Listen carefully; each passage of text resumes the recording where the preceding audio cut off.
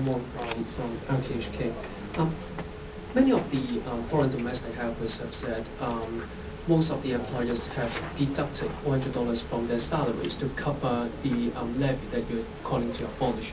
So what difference is going to make to the employers? Because obviously many of them are not paying the $100. And secondly, I've got a question specifically for Mrs. Eve. By calling for this abolishment of the levy, do you think it's going to help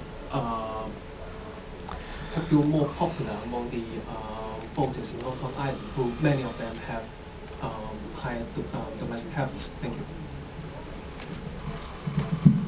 Well, in reply to your first question, we haven't done any survey on the proportion of employers who deduct the levy from the domestic helpers' pay. Maybe we should cover that in our next survey. But I personally, I pay for it on top of the minimum wage. In fact, my domestic helper, who has worked for me for a decade now, she is paid well above the minimum wage. As to your second question, it's really a matter for the public.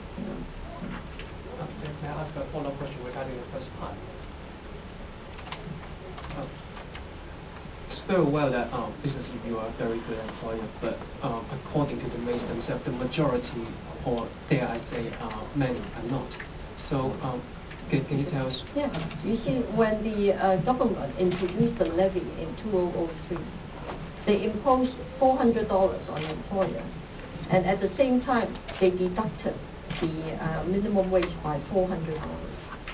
But now, for the employers, there have been, I think, 3 minimum wage increases since 2003. So on the one hand, they pay $400. Even if they deduct $400, they have to pay at least $200 more than back in 2003.